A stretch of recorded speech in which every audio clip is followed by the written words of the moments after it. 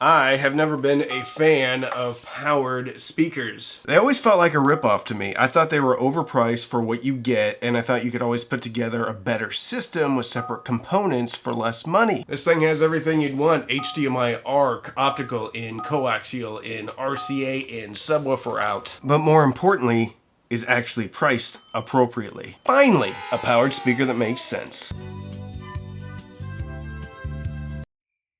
I could never get behind them, even though they were convenient. Well, today we finally have a powered speaker that sounds pretty good. Decent power, all for $220. When I was 12 years old, I spent more on a crappy realistic receiver and a pair of tiny bookshelves than I would have on this, and I still needed to buy a CD player. But this is crazy good at its price. It's not perfect, but nobody is gonna argue about what this can do at such a low price. This is the NUMMI BS5P. P stands for powered. ARC, which stands for HDMI ARC. It's got a DAC inside, which takes a coaxial input, an optical input, a USB-C input, and most importantly, an HDMI input. Today we're going to talk about this $230 powered speaker. Who it's for, some of the things I love, some of the things I don't love, and a major problem it solves for a lot of people. And the coolest thing is, if you're just getting started or you're like me and like to overcomplicate things, for $230, this thing is gonna have you up and running and listening to REO Speedwagon about 3 minutes after you unbox it. A lot of people never even get started in hi-fi because one, it's too expensive, and two, it's too complicated. I get it. Most of us are gearheads and like to find the perfect DAC, the perfect amp, the perfect preamp, the perfect phono preamp. But if you just want to listen to music and you don't have a ton of money, powered speakers are a great solution for that problem. The problem with most powered speakers are they're too expensive. And you can put together a cheaper system of individual products that sounds better for a lower price. Until now. Yay! Actually, these things used to be, I think, $179. It's coming in at $230. The coolest thing about this product is it's an iteration off of one of my favorite inexpensive speakers, the NUMMI BS5. Basically, it is the NUMMI BS5. One of them has an amp jammed into it though. And then you stick a speaker cable in here and then you go attach it to the other one. My wife got a glimpse behind the rack in the living room yesterday and she was not happy or pleased with the amount of the rat's nest that was back there. And throwing a pair of BS5s up, or really any powered speaker, mostly solves that problem. You're still gonna have a power cord, but you don't have to worry about a DAC power cord. And with these, you just plug your TV into it and you could plug an old DVD player into it as a CD player. But most importantly, you could plug a Wii Mini into it with an optical cable and you could have an entire system for about $300.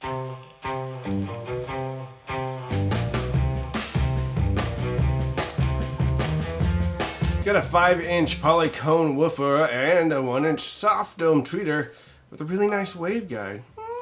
I always liked this speaker when it came to how it sound stages and images. Also has 2 ports on the front, so you can get this thing right up against the wall. Comes with port plugs too. Inside is a 75-watt amplifier, and that's all it says. Does it get loud enough? Yes, actually it did. Because the first time I hooked it up to my computer, it blasted me out because for some reason the volume was at full tilt. These look really good.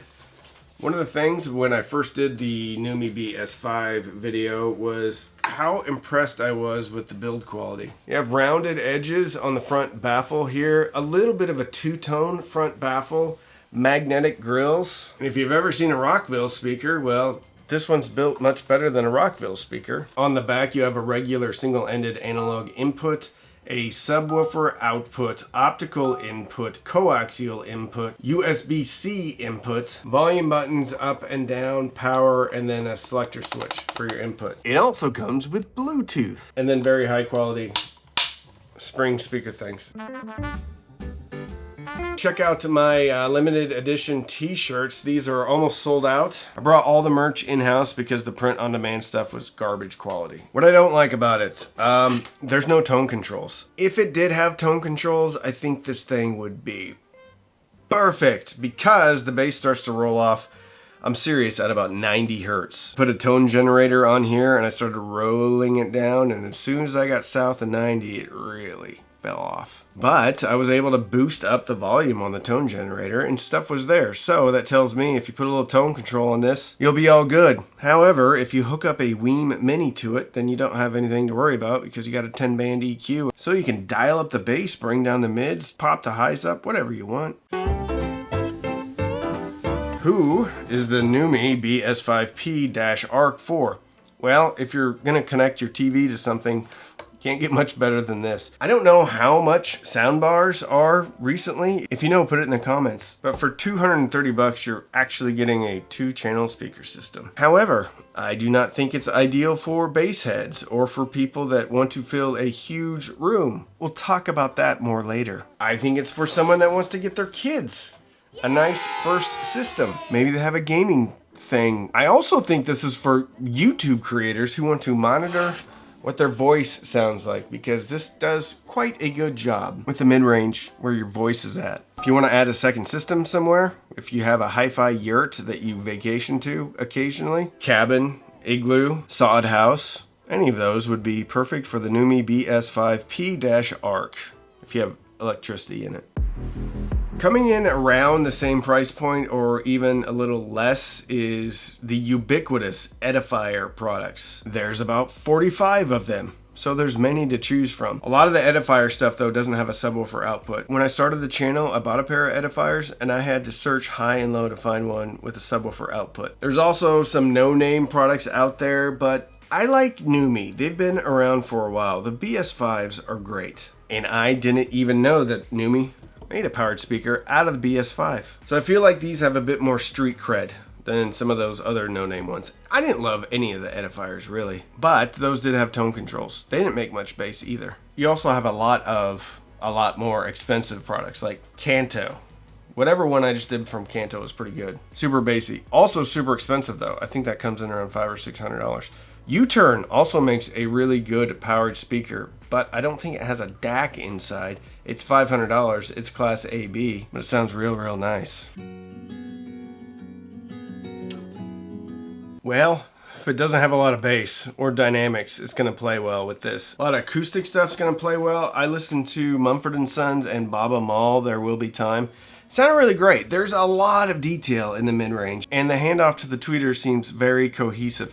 This is a very neutral speaker. It reminds me a lot of the RSL speakers. It reminds me a little bit of the KEF LS50, but it's way better because it's not nearly as expensive. And it actually has some air on top. Just kidding, KEF. I kind of love you. But if you're looking for something to just own Intergalactic by the Beastie Boys, this is not the speaker for you, unless you hook up a subwoofer to it. Fleetwood Mac Rumors also sounded awesome on it. And because it's such a neutral speaker, it didn't really favor female vocals over male vocals. Anything above, and actually comparing this to the LS50 is perfect, because that thing rolls off about 80 hertz. Chris Cornell, I Am the Highway, live at Queen Elizabeth Theatre, I think in Toronto.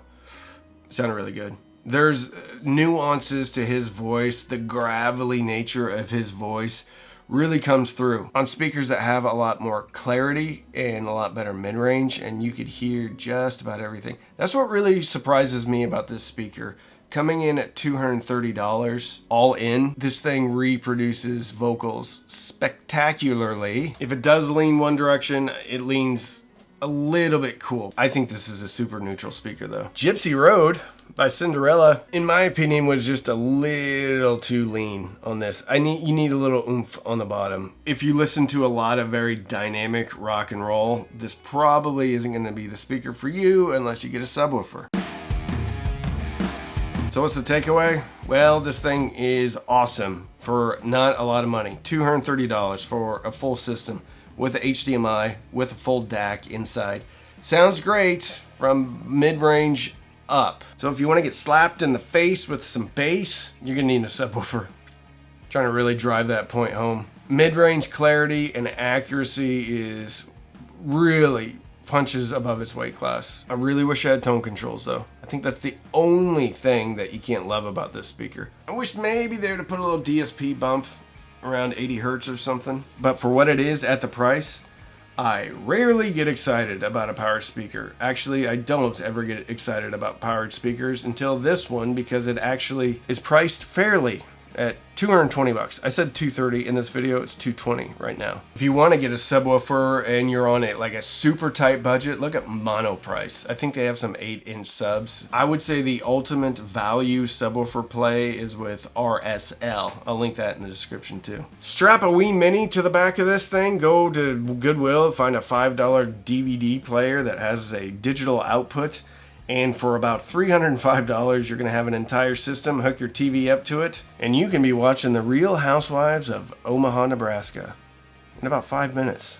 It's a great show. If you like this video, but you want to get a separate amplifier and DAC, check out this video I did about how the previous cheap speaker king was dethroned by this new cheap speaker king. It's right there. Check it out. Thank you so much for watching.